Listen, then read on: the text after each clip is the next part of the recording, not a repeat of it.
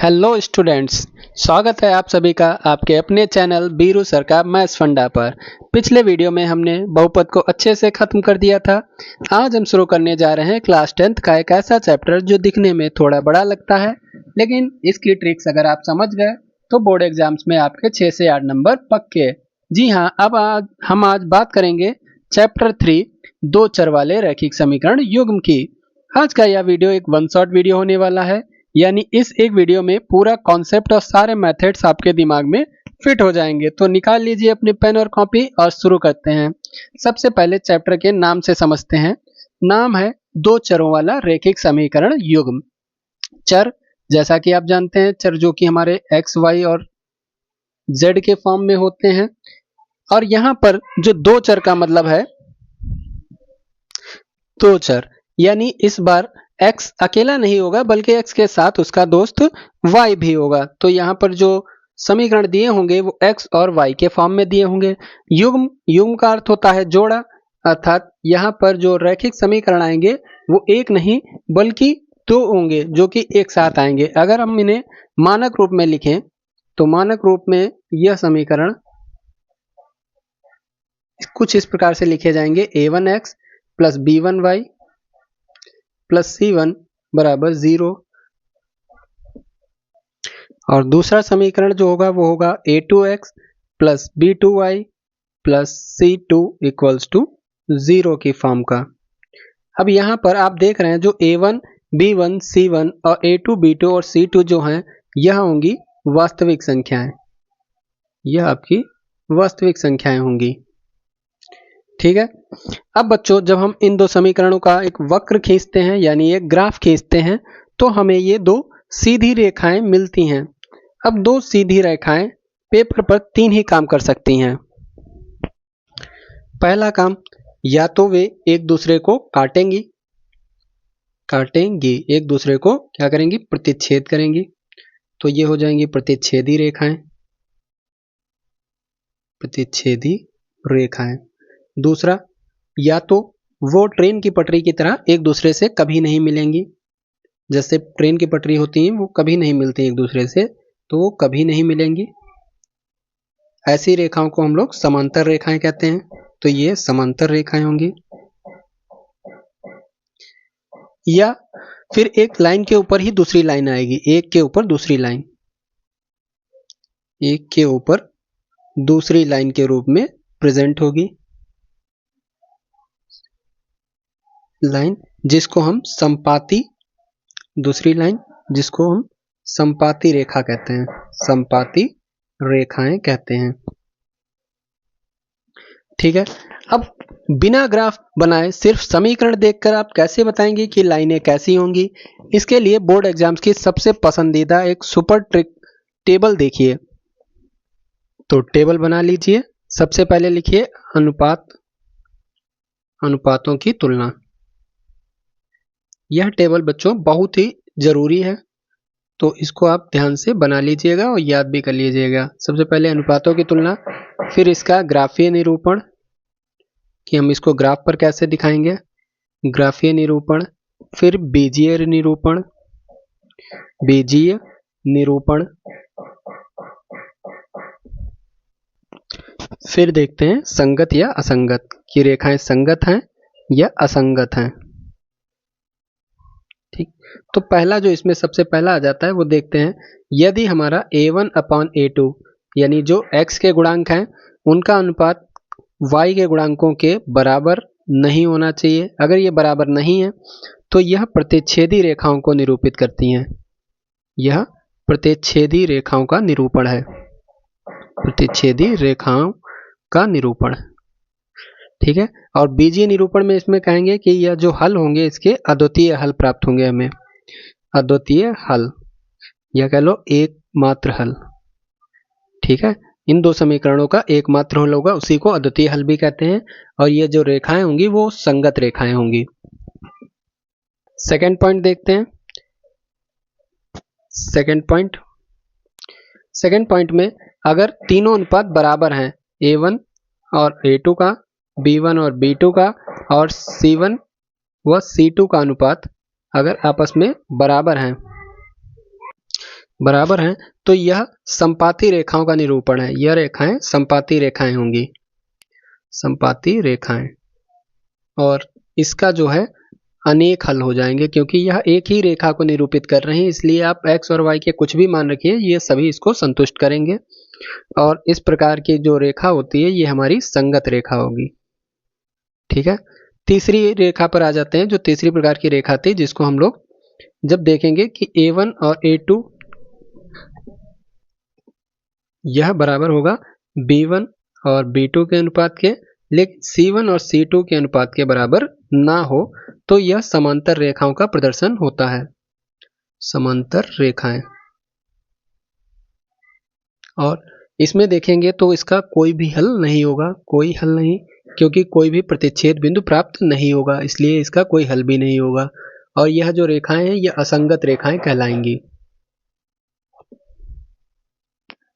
अब यह तो एक तरीका हो गया इन सवालों को सरल करने का। इसके अलावा आपके सिलेबस में दो और विधियां दी गई हैं जिससे आप x और y के मान ज्ञात कर सकते हैं।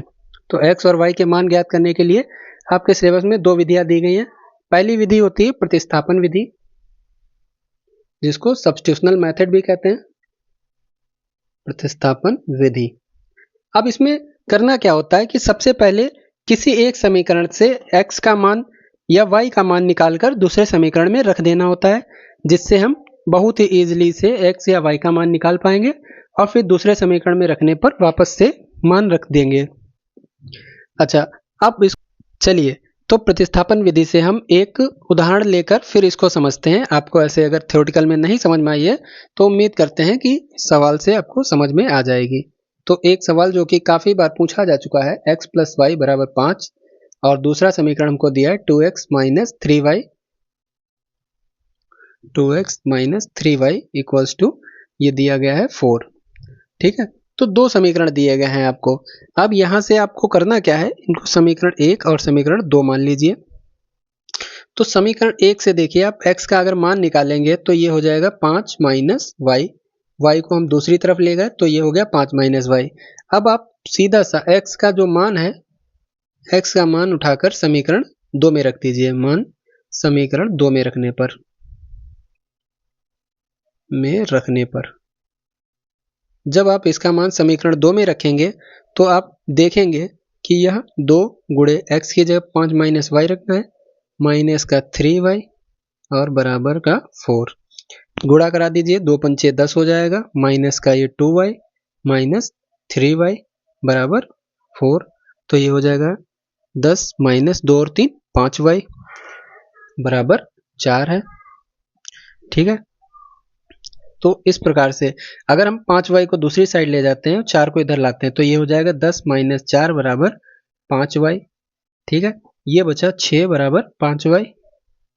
अब 5 जो है गुणन में इधर आ जाएगा भाग में, तो y का मान यहां से निकल कर आता है 6/5। ठीक है, तो इस प्रकार से एक मान आपका निकल कर आ गया है। अब y का जो मान है, y का मान समीकरण 1 में रखने पर, y का मान आप उठाकर किसी भी समीकरण में रख सकते हैं। तो समीकरण 1 में रखने पर देखिए हमारा समीकरण 1 क्या था, x प्लस वाई बराबर 5। तो x प्लस वाई की जगह रख देते हैं 6/5 बराबर 5।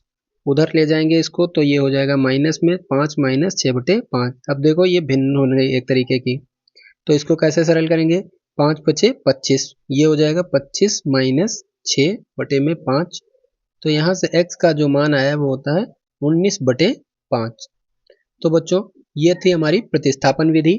अगर आपको समझ में आई है तो वीडियो को लाइक कर दीजिए। अब चलते हैं दूसरे मेथड पर। दूसरी विधि है वो है विलोपन विधि। विलोपन विधि यह सबसे पॉपुलर विधि है और सबसे आसान भी है। इसमें हमें किसी एक चर के गुणांक को बराबर करके फिर उसे गायब करना होता है। चलिए इसको भी एक प्रश्न से सरल करके देखते हैं, या इसी प्रश्न को देखते हैं जो अभी हमने प्रतिस्थापन विधि से सरल किया था। x प्लस वाई बराबर 5 और दूसरा था हमारा 2x माइनस 3y बराबर 4। तो समीकरण 1 ये हो गया समीकरण 2। तो देखिए यहाँ पर हम x के गुणांकों को भी बराबर कर सकते हैं और y के गुणांकों को भी बराबर कर सकते हैं। तो हम यहाँ पर x के गुणांकों को बराबर करके देखते हैं। तो क्या लिखेंगे, समीकरण 1 में 2 से गुणा कराने पर, 2 से गुणा कराने पर, ठीक है। तो जब 2 से गुणा कराएंगे तो ये बन जाएगा 2x प्लस 2y बराबर 10। पूरे समीकरण में 2 से गुणा करा दिया। अब इसको अगर समीकरण 3 मान लें थोड़ी देर के लिए, तो अब हम लिखेंगे समीकरण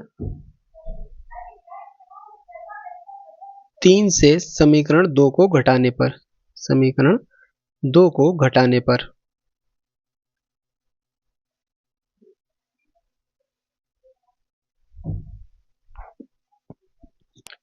को घटाने पर, देखिए पहले समीकरण 3 को लिखते हैं 2x प्लस 2y बराबर 10। फिर समीकरण पहले दूसरा वाला लिखते हैं बराबर 4। जब घटाते हैं तो दूसरे वाले समीकरण के चिन्ह बदल जाते हैं, ये प्लस का है माइनस हो जाएगा, ये माइनस वाला चिन्ह प्लस का हो जाएगा और ये माइनस का हो जाएगा। तो यहाँ से आप देखिए 2x से 2x चला जाएगा, तो ये 2 और 3 ये हो जाएगा 5y बराबर 10 में से 4 गया 6। ठीक, अब फिर से अब यहाँ पर y के गुणांक को दूसरी तरफ भेज देंगे, तो y का जो मान है वो फिर से 6/5 आ गया। देखिए दोनों समालों में y का जो मान है 6/5 आया, चाहे हम किसी भी विधि से सरल करें। अब y का मान आप उठाकर फिर से समीकरण 1 में रख दीजिए, y का मान समीकरण 1 में रखने पर अब यहाँ से जो सवाल है वो बिल्कुल पहले ही विधि की तरह हो गया है। तो यहाँ जब रखेंगे तो x प्लस 6/5 ये बराबर में हो जाएगा 5। दूसरी तरफ ले जाएंगे तो 5 माइनस 6/5, फिर से वही 5 बचे 25 में से 6 गया, ये बचेगा 19/5। x का जो मान है यहाँ से निकल आया। इस प्रकार हमें दोनों चरों x व y के मान प्राप्त हो गए। कितना सिंपल था ना। तो प्यारे बच्चों, ये था हमारा चैप्टर 3 का पूरा कॉन्सेप्ट। इस चैप्टर के जो वर्ड प्रॉब्लम्स हैं जैसे आयु वाले या धारा और नाव वाले प्रश्न, उनको हम किसी अन्य वीडियो में समझाएंगे। अगर आपको यह वीडियो समझ में आया हो तो कमेंट में एक प्रश्न का उत्तर आप लोग खुद से करके साझा कीजिए, फिर मैं सभी कमेंट्स को रीड करूंगा और जिसका आंसर सही होगा उसको पिन भी करूंगा। तो अगर आज का वीडियो पसंद आया तो आप इस वीडियो को लाइक करना, अपने दोस्तों के साथ शेयर करना, और हाँ, नीचे जो लाल वाला बटन दिया है उसको सब्सक्राइब करना मत भूलना, ताकि ऐसे ही आपको अन्य अपडेट्स मिलती रहें। तो मिलते हैं अगली वीडियो में चैप्टर 4 के साथ, 4 के साथ। तब तक के लिए पढ़ते रहिए, मुस्कुराते रहिए। जय हिंद, जय भारत।